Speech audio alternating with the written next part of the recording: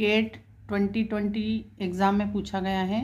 The figure below shows a multiplexer where S1 and S0 are the select lines, I0 to I3 are the input data lines, En is the enable line, and F is the function of PQR is the output। तो आपको F की value बतानी है। F is कितना होगा, F की value मिन terms के फॉर्म में बतानी है। ठीक है, मतलब यहाँ पर ये जो डायग्राम दिया है ना, तो इसको देखकर आपको पता चल रहा है कि एक मल्टीप्लेक्सर है, और मल्टीप्लेक्सर में ये जो दो इनपुट होते हैं S1 एंड S0, ये सिलेक्ट इनपुट होते हैं।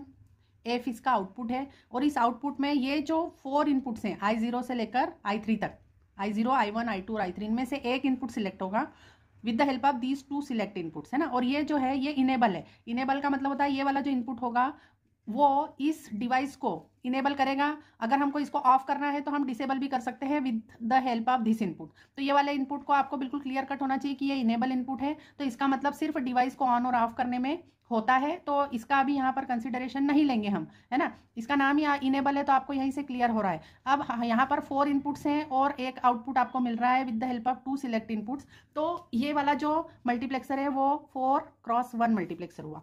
ठीक है, तो अब यहाँ पर आप ये देखिए कि यहाँ पर क्वेश्चन में दिया है कि फंक्शन 3 वेरिएबल का है PQR। तो ये जो P है ये आपकी MSB है। MSB मतलब मोस्ट सिग्निफिकेंट बिट है। तो आपका P और Q आपको यहाँ पर लगा है सिलेक्ट इनपुट में। ये आपको बहुत क्लियरली देखना है कि जो हमारी सिलेक्ट इनपुट में जो वेरिएबल आ रहे हैं वो MSB है या नहीं है, ये आपको ध्यान देना है। तो यहाँ पर PQ आपकी PQ की वैल्यू क्या क्या हो सकती है, 0 0 हो सकती है, या क्या हो सकती है 0 1, या 1 0, या क्या हो सकती है 1 1। ये 4 वैल्यूज हो सकती हैं P और Q की, है ना। तो इन 4 वैल्यूज के लिए हम देख लेते हैं कि इन 4 वैल्यूज के लिए जब 0 0 हम देंगे P और Q की वैल्यू, तब I0 सिलेक्ट होगा। जब 0 1 देंगे तब I1 सिलेक्ट होगा, क्योंकि ये 0 1 मतलब ये बाइनरी में 1 होता है, और 1 0 बाइनरी में 2 होता है, इसलिए I2 सिलेक्ट होगा। ठीक है, और जब 1 1 देंगे तब I3 सिलेक्ट होगा। तो हम इसका टेबल बना लेते हैं। अब PQR आपके 3 वेरिएबल हैं, तो आपके 0 से लेकर 7 तक टोटल 8 ऑप्शन बनेंगे, है ना। तो अब आप यहाँ देखिए कि इन दोनों ऑप्शन, इन दोनों के लिए P और Q की वैल्यू दोनों ही केस में देखिए 0 0 हो रही है। ठीक है, इन दोनों के लिए P और Q की वैल्यू क्या हो रही है 1 1 हो रही है। इन दोनों के लिए हो रही है 1 0, और लास्ट वाले में हो रही है 1 1। ठीक है, तो जब हम 0 0 दे रहे हैं, तो अब आप डायग्राम में देख लें कि जब हम 0 0 दे रहे हैं तब हमको क्या मिल रहा है, I0 मिल रहा है, मतलब R मिल रहा है। तो हम यहाँ F की जगह क्या लिख देंगे, 0 0 वाला जो ब्लॉक है ना ये वाला, इसमें हम इन दोनों केस में यहाँ पर लिख देंगे आपको R मिल रहा है। इन दोनों में क्या मिल रहा है, जब 0 1 दे रहे हैं तब आप डायग्राम देख लें तो 0 मिल रहा है। देखिए 0 1 दिया मतलब I1 सिलेक्ट होगा जो 0 से कनेक्टेड है, तो 0 1 में I1 सिलेक्ट होगा जो कि 0 से कनेक्टेड है। तो इन दोनों केसेस में आपको 0 मिलेगा। इन दोनों 1 0 वाले में आप डायग्राम में देखेंगे तो ये R से कनेक्टेड है, इसलिए इस केस में भी R मिलेगा। और 1 1 में I3 से कनेक्टेड है, और I3 कनेक्टेड है 1 से, तो 1 मिलेगा।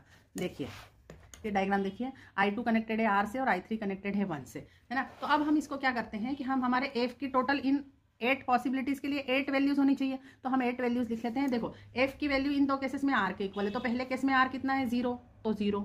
दूसरे केस में R कितना है 1, तो 1। ठीक है, इसके बाद यहाँ पर 0, F की वैल्यू 0 है, R पे डिपेंड नहीं कर रही है, फिक्स है वैल्यू दोनों केस में, तो हम 0 लिख देंगे।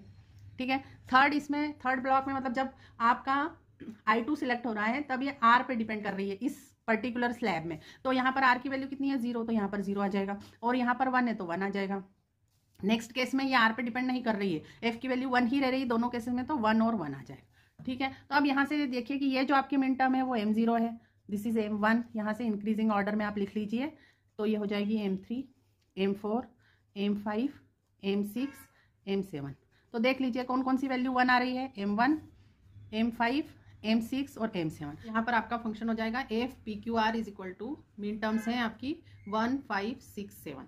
ठीक है, अब मैं यहाँ पर आपसे एक क्वेश्चन पूछ रही हूँ जो आपको कमेंट सेक्शन में आंसर देना है, जिसका अगर मान लो कि ये हमारा जो I2 है, ये वाला क्वेश्चन तो हो गया, इसके बाद वाले के लिए पूछ रही हूँ कि अगर I2 हमारा यहाँ पर R कॉम्प्लीमेंट से कनेक्ट होता है ना, तो हमारा फंक्शन क्या हो जाता, तो हमारे फंक्शन का आंसर क्या आता, ये आपको कमेंट सेक्शन में लिखना है। ठीक है, ये आपको बताना है कहाँ पर, कमेंट सेक्शन में।